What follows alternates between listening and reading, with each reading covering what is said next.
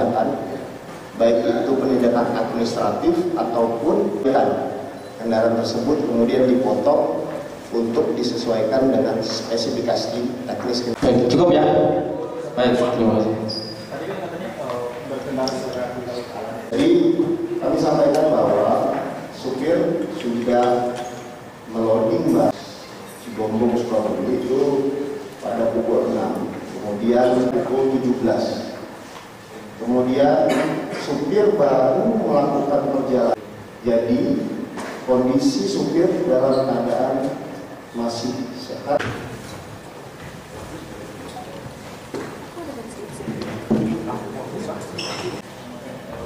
Sudah? Baik.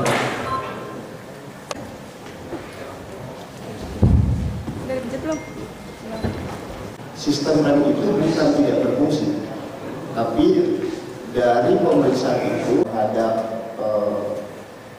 apakah mengkonsumsi narkoba atau alkohol kepada perilaku berkendara supir yang memeriksa sistem rem yang di tempat lain.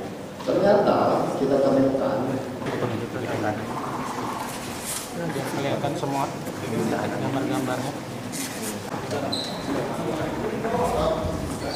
Balik lagi.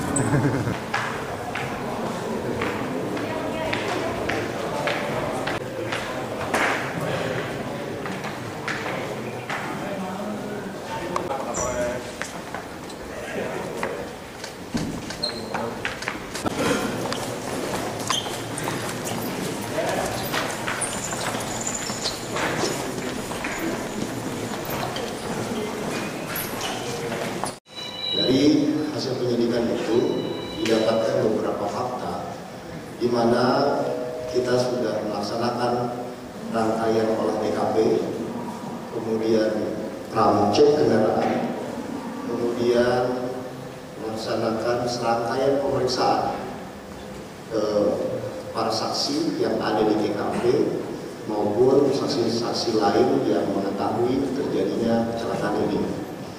Kecelakaan ini disebabkan oleh beberapa pelanggaran yang dilakukan oleh pengemudi. Di antaranya yaitu pelanggaran terkait dengan mengemudikan kendaraan dengan tidak wajar, kemudian mengemudikan kendaraan tidak sesuai dengan daya angkut kendaraan, kemudian mengemudikan kendaraan tidak mematuhi tentang batas kecepatan. Beberapa fakta yang kita temukan di TKP bahwa sebelum terjadinya kecelakaan, supir mengemudikan kendaraan di sekitar 90 sampai 100 km per jam sebelum terjadinya kecelakaan. Sedangkan di lokasi jalur itu kecepatan yang diperkenankan yaitu 80 km per jam. Selain itu, dari perilaku pengemudi yang terlihat di beberapa titik CCTV bahwa pengemudi mengemudikan kendaraan zigzag di beberapa lajur di jalan tol. Kemudian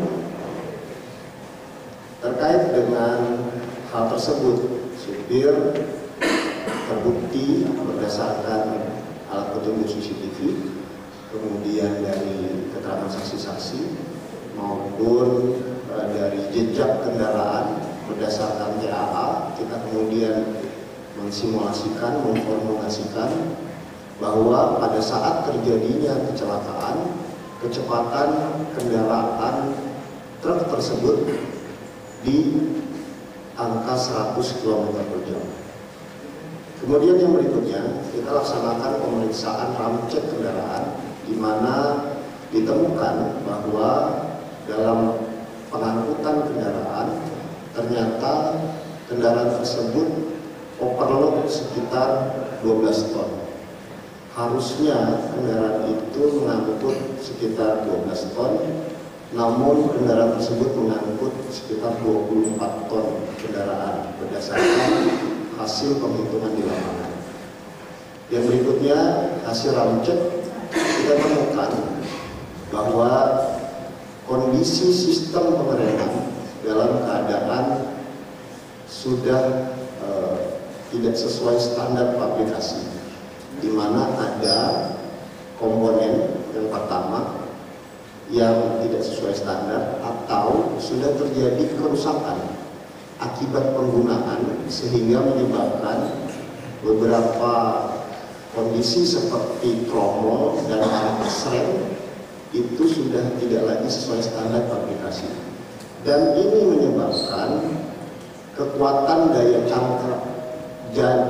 cangkram rem atau daya pengereman berkurang dari yang seharusnya.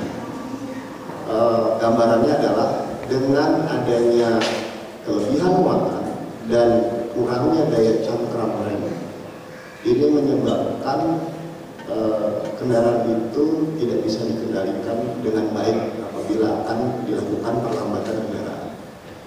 Yang berikutnya, dari hasil pemeriksaan di TKP memang kendaraan tersebut dalam kondisi terbakar. Namun dari sistem yang ada, setelah dicek oleh KTPM dan rekan dari Dishub yang sudah kita mintai keterangan dalam berita acara pemeriksaan, ternyata kopling atau kondisi personeling dari kendaraan itu dalam posisi netral.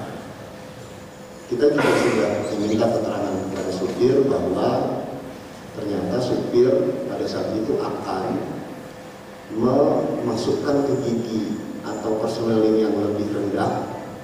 Namun pada saat akan dilakukan itu ada sedikit macet sehingga supir tidak bisa memindahkan personeling ke posisi lebih rendah dan terkunci di posisi netral. Dari kondisi-kondisi tersebut, kita secara pasti dengan alat bukti yang ada bahwa supir telah melakukan beberapa pelanggaran, yaitu melanggar batas kecepatan, mengemudikan kendaraan dengan tidak wajar, kemudian melanggar terkait dengan aturan daya angkut kendaraan.